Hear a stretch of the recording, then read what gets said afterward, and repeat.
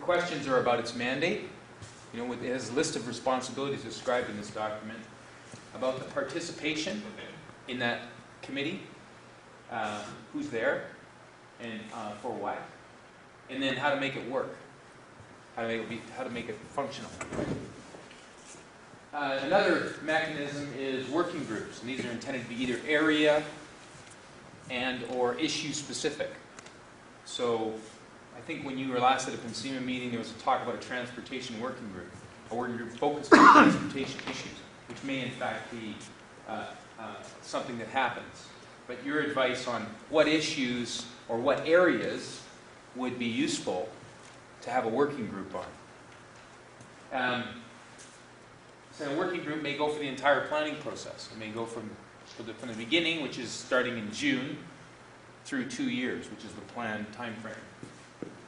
In addition to working groups, meetings and workshops, one-time events that are focused on particular issues or areas where information is brought together, there's discussion and outputs produced.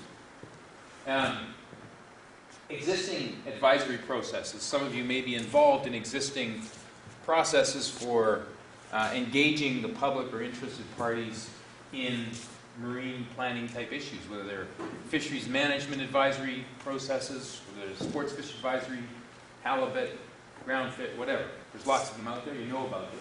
How to engage those ones, which ones to engage. And then finally, using the website and using the internet as a mechanism to facilitate participation. I gather in the discussion earlier, some of you actually participated in the last PNCIMA forum remotely using the internet. Was that, and you had a relatively positive experience? They want to know whether they should do more of that, and if so, what particular methods should be used.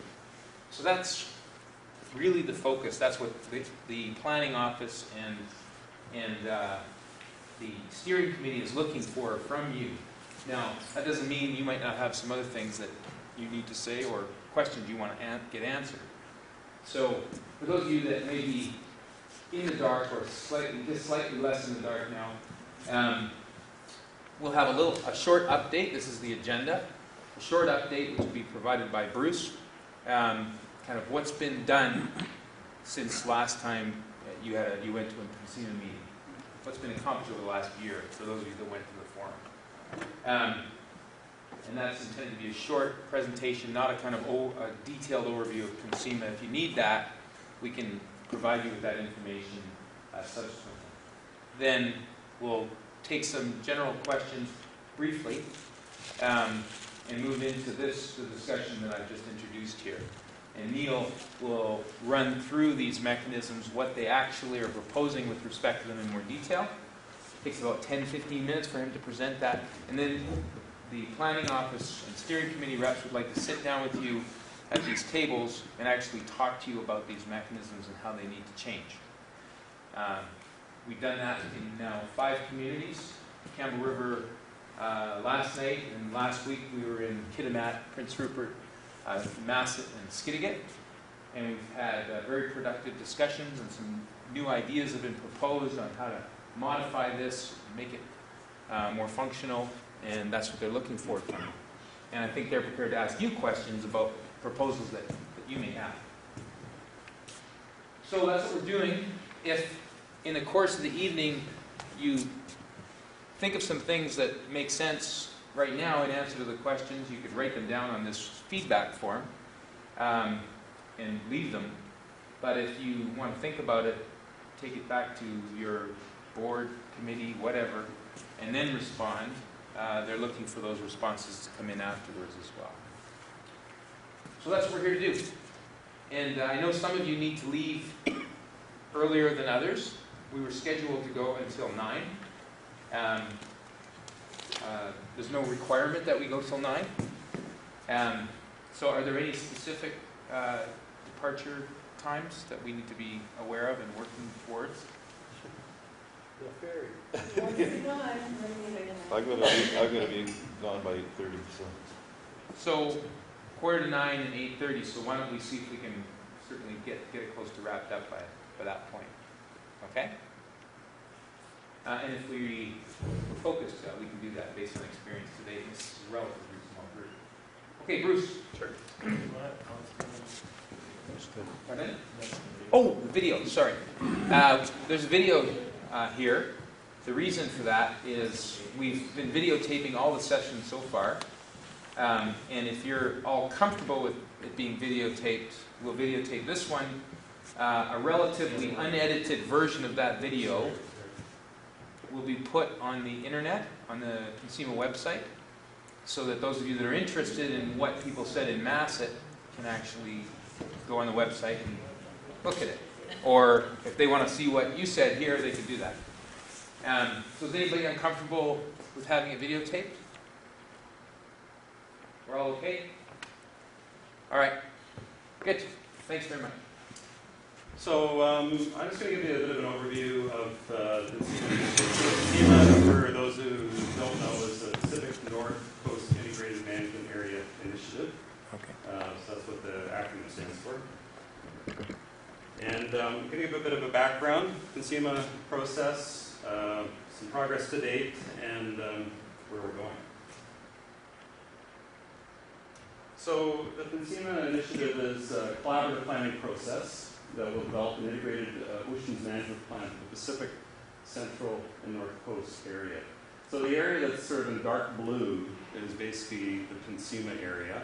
This is an area that was identified in the Oceans Action Plan, which was published in 2005. They identified the PNCIMA area as one of 5 large ocean management areas in the country to do some integrated management planning work on. So the goal is to ensure sustainable use, human use, and conserve ecological diversity of the marine area. And the planning process is to bring together all the interested parties, commercial and recreational users, First Nations, environmental, non-government organizations, government agencies, and coastal communities. So this map is sort of hones in on the North Island area, and basically the boundary is on the west coast of Vancouver Island. It comes down to the Brooks Peninsula, just the north side of the Brooks Peninsula. On the inside waters, it comes down to the south end of Quadra Island, approximately, and then doesn't include Butte Inlet, so that's roughly the boundary area. So this particular figure illustrates the need for doing integrated ocean management planning. We put on this map just different uses in this area. So the bright green trapezoid up in the north of Charlotte's is the area for the proposed wind farm that's up there. And then we have the red areas are areas of where there's coral and sponge habitats that are being proposed. Mainly have been identified. And then there's fishing areas in this area. The line, white line going up through the inside passages, the cruise ship routes, and one of the real needs for doing integrated planning is to be able to sort of understand all these interests and work through some of the differences and try and work together in this area. So why do we do integrated management planning?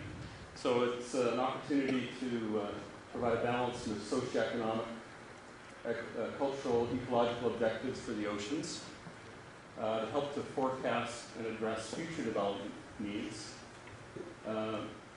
ability to improve coordination of new and existing management processes, ability to address conflicts between different ocean uses, create greater certainty and sustainability in ocean management, strengthen relationships with the different users, and we're also, the initiative will be respecting existing legislative authorities. So this initiative isn't going to be creating a new regulatory regime or anything like that. It's working within the existing regulatory authorities of the various government agencies and those that have jurisdiction